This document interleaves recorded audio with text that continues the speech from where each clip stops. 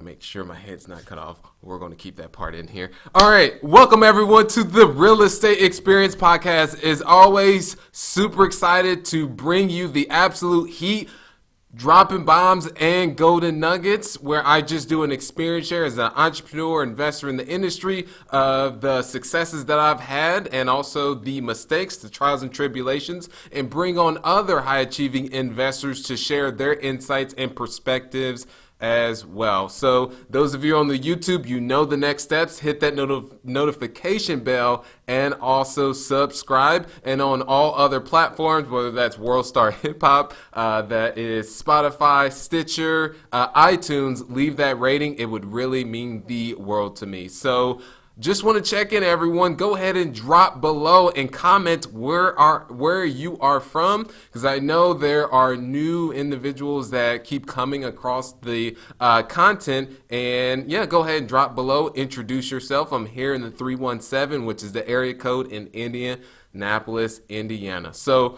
if you're just now coming across me, wondering who is this bald guy in front of me on the other end, name is Sterling White, buy and hold investor, been in the industry since 2009.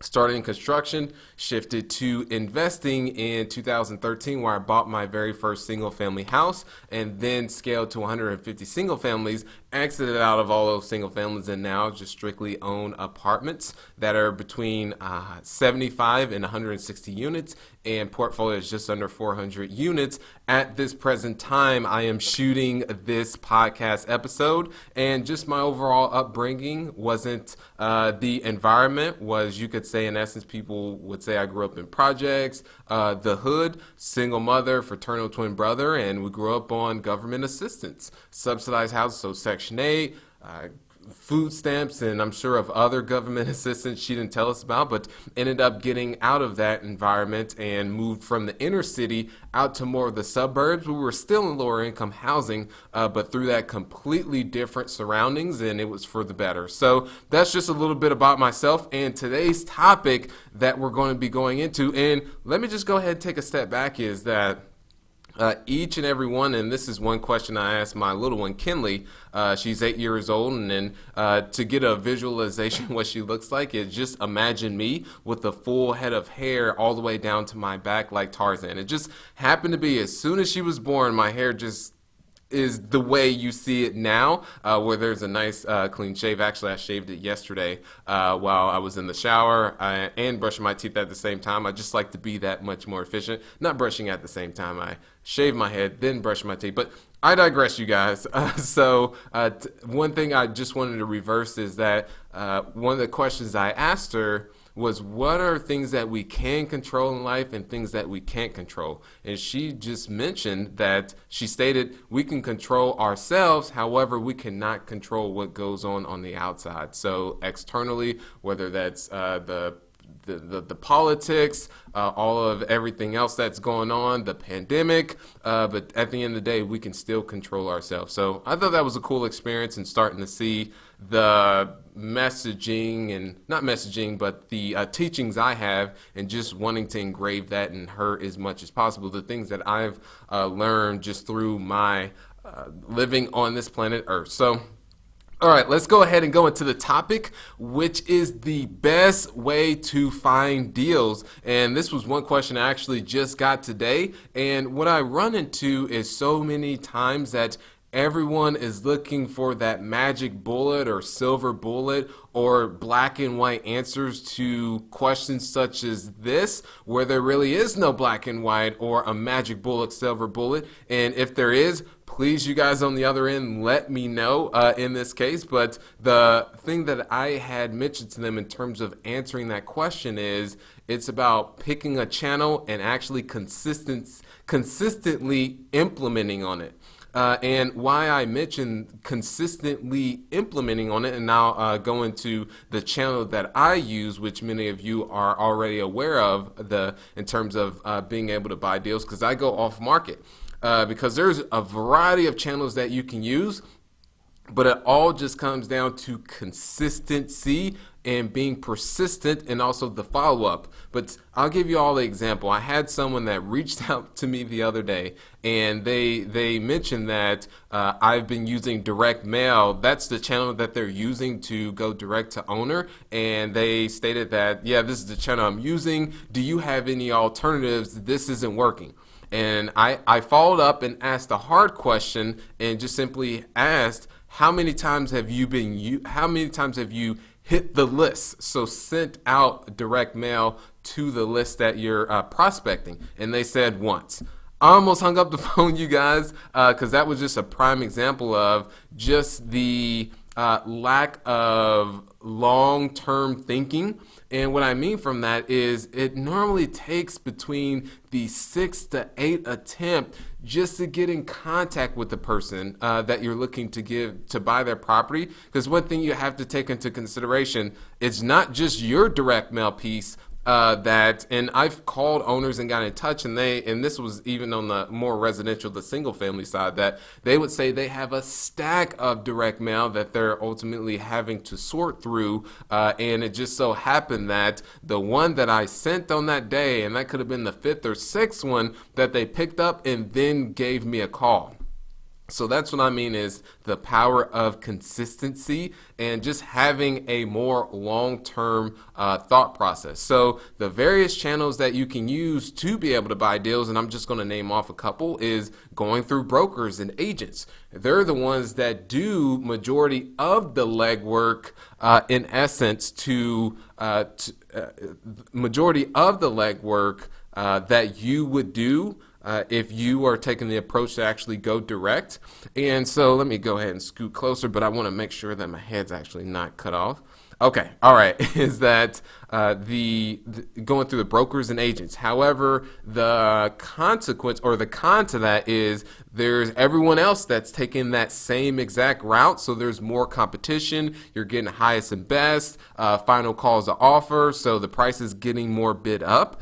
So that's that route. Or you can use SEO, so the pay per click, and this doesn't work more so for the apartment side. I'm just saying the various channels is that you can use Google ads, Facebook ads, so you can push out ads to fast ways or quickly sell your home or something along those lines. And then there's direct mail. That's one route. There is the bandit sign. So most of you in your market may have seen those signs that say "We buy houses." So that's another channel that someone could use. Another one, which is my top favorite, is actually in a mix of the direct mail, is cold call. But the thing is, this goes back to whichever channel that you use is consistency. And I'm just doing a personal experience here of what has worked for me. And now I'm just going to go into an example of the apartment that acquired in Louisville, Kentucky. This was an 80-unit apartment complex.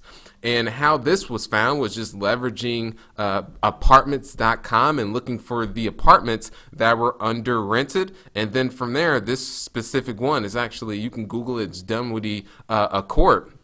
Actually, we changed the name. It was formerly Bentwood Apartments, and we rebranded it to Dunwoody Court because just it didn't have a good stigma with the property. It wasn't bad, but it was mismanaged, and every time when acquiring a deal, we like to rebrand it by changing the name, the signage, and then also the online presence. In essence, it took, went to apartments.com and then ended up doing the skip tracing process to find who the owner of it was, it was owned in the LLC. So then taking the additional steps to find out who the owner is of that LLC. And then from there was able to find their contact information and then gave them a call. But guess what? One thing I want to mention is it took the 7th attempt just to get in contact with them. So if I was like that example that I mentioned earlier of the person that only sent out one direct mail campaign, if I only made one call and said, oh, okay, well, I wasn't able to get in touch with the person, they didn't return my phone call, oh, I'm just going to move on to another apartment deal. From that case is I know that it's a long-term play. and that it takes between the 6 to 8 attempt just to get in contact with them. First off, most people don't even make the call or send a direct mail piece, so you're further along the crowd if you have at least made the attempt. But now you just got to keep on pressing. Is just personal experience here for myself. And there's this example, and I'm sure you guys have seen it. You can Google it, to where there's a guy with a pickaxe, and he's going through the tunnel. And there's two guys. There's one on bottom and there's one on top. And there's one that's there's diamonds all the way at the end. And the guy on top with the pickaxe is actually, there's this much that he had to go in order to get the diamonds, but he's walking away. And then there's a guy on bottom who's just started at the beginning, is just cranking through looking to get to those diamonds. So that's in essence is many people just give up, whether that's the 5th call, the 6th call, or let's say you're using text messages, another form of another channel that you can use. There's email, so many different mechanisms. But in essence is they give up and they make that 6th call and say, oh, okay, well, I'm just not able to get in touch with them. That is just not a good fit. They're not interested. But if they made that additional call or text, or let's say they direct message the person through Facebook, then they really would have got in contact with them versus just giving up. So I just wanted to give that context. And so when got in touch with one of the decision makers with the property, is they were not interested in selling. So now it's even more additional follow-ups to stay top of mind. So I would say on this particular one, maybe between 20 and actual 30 outbound in terms of contacts with this individual, because it was the first month, 7th attempt, and then to get in contact with them, and gave them the pitch that, hey, Sterling White here, just wanted to personally reach out to you in terms of our interest in purchasing your property. A lot of times they say not interested. Hey, completely understand. I knew you were going to say that before I even called. Tell you what, give me 30 seconds. If you don't like what you hear, I hang up on myself. So that's a little bit of a sample of the script, and that's one thing that also helped me tremendously, is just having a process and structure. And one thing is you can actually visit sterlingwhiteofficial.com. One more time, that is sterlingwhiteofficial.com to get the guide to everything you need to know to get started in multifamily. So definitely visit that site. But in essence is having a structure to the call. That way everything is replicatable. And during that initial conversation, one of the decision makers, I could tell it was actually the owner's son who got thrown into the fire to manage the property. One, he had no experience with management and no experience with business at all. Great guy, and definitely as a human being, but it was just one of those things that he had no clue what he was actually getting into. So I could see that he was burnt out, and the actual the main decision maker, the father, was completely content. The property was about 70% occupied, and it was that way for the longest time, and the owner owned it free and clear. So they were still earning good money in terms of cash flow because they owned it free and clear, and with the occupancy being at what it was, they were completely content with that. But I could tell the son wanted out of it. So it came around the 5th month when actually they decided, okay, now let's sell. But that whole entire time I was building a relationship with the son. It's about relationships, you guys, and that person will feel, if you're just looking at it from a transactional basis. I actually met I'm trying to think, multiple occasions. I sent love letters. No, I didn't send love letters, but I sent direct mail, handwritten direct mail, as ways to stay in contact. And then also I would be here in Indianapolis, and I would say, hey, his name was actually Bill. I'm going to be in Louisville end of this week. Let's say it's Monday. I'll say at the end of this week, I'll be in town. Would love to put my hand in your hand. This was towards the beginning. It's just a way for me to follow up. I'll go ahead and just bring over coffee. And they would say yes. If they would say yes, it's one of those things that committing first and figuring the rest out later. Because when they would say yeah, that's when I'm making a trip out to Louisville that Thursday. And then from there, I'm also lining up other meetings as well. That way, in the event I make that trip out there, that they decide that maybe something comes up, that I just didn't make an hour, 45-minute drive, and they ended up not being able to get that. So I line up other things in meetings as well. So that's one thing I wanted to mention in terms of a little hack. But yeah, the main premise I really just want to get from you guys is the best channel to use is the one that in essence is picking one and being consistent with it. And also each market works differently, but I can see that the common thread of channels that do work is one, direct mail is a solid one, and then also cold call. However, if you don't have the team, you don't have the time, the infrastructure, because I'll tell you that building out that whole acquisitions arm, well, one, it was just me from the start, which that is a lot in terms of an undertaking because I had everything else that I had going with a business owner with bringing on investors. So the marketing, pushing out a ton of content, and then a lot of day-to-day with the property management company, but with starting to hire people, that way I could focus on that more top level. But many of you who are on here may not be in that situation. So just going back to things is, where was I going to mention? It's just about all the follow-up and just staying top of mind and building that relationship. So that's what I want to allude to. And what I was going to mention is the channels is direct mail. You got cold call. You got text blast. That's one. It's a form of communication. There's emails. And what I was alluding to is if you don't have the time to be able to put in all this structure and be able to make these calls yourself or hire someone and then you manage it, that's why most people decide to go the route of brokers and agents because they're the ones that do all this. But the con to that is, of course, there's more competition because others may be in that, or others are in that same boat as you, and they're nurturing and forming those relationships with the brokers and agents as well. So I've had success going direct to owner and bought 46 unit, 50 unit to 80 units, and most recently 156 unit, all going to direct owner. But I can tell you is it's a whole nother animal in itself, building out that arm, and you're in essence competing with the brokers. And just the pitch that you leverage is most mom and pop operators, and that's what we go through. They don't want to list with the broker, or maybe they have some bad stigma with brokers. So that's your pitch that, hey, you're dealing directly with us. There's not going to be multiple people in terms of buyers coming out to your property. It's not going to be listed. And so those are all the things that you can leverage. And of course, the broker on the other side can leverage that, hey, we're going to be able to get you top dollar, blast it out. And they have their pitch as well. So it's just in essence, and this is another thought or perspective that I've recently, I wouldn't say recently, but over the years have formed, is it's all sales. Even when you're buying, you're still selling, you guys, and many of you have actually heard me say that before. So that's what I wanted to get you guys to get away from this, is the best way to buy deals is picking a channel, and from there is just being consistent with it. And you can network with other investors in your market to replicate what they're currently doing, what their blueprint and what they've seen has worked.